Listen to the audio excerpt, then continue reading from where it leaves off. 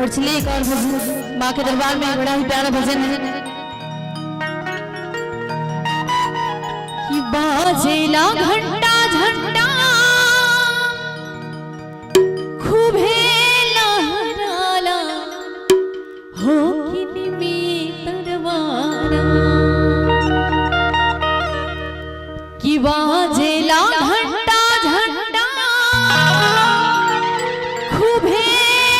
लहराला हो किनमी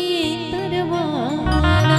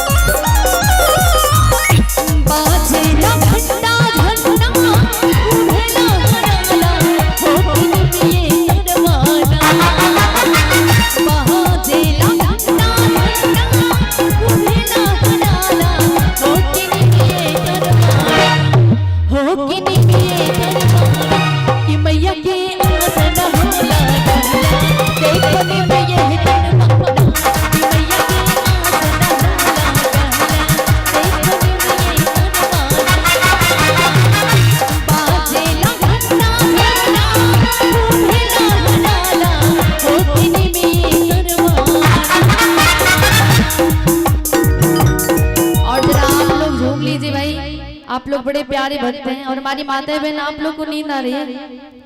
ताली बज रही है, उठाई अपने हाथ हो किनी में ये तरवारा हो किनी में ये तरवारा कि मैया के आसन होला गहला देखनी में ये तरवारा कि मैया के आसन होला गहला देखनी में ये तरवारा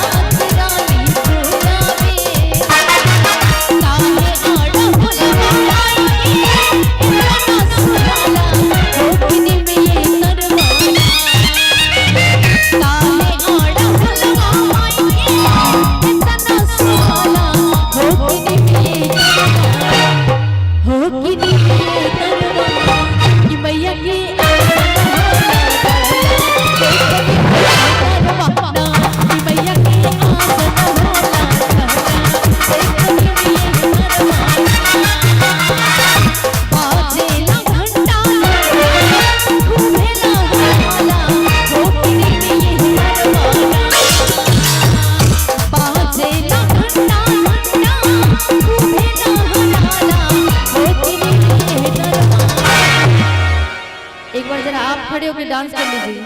हो किनी में ये तरवा, हो किनी में ये तरवा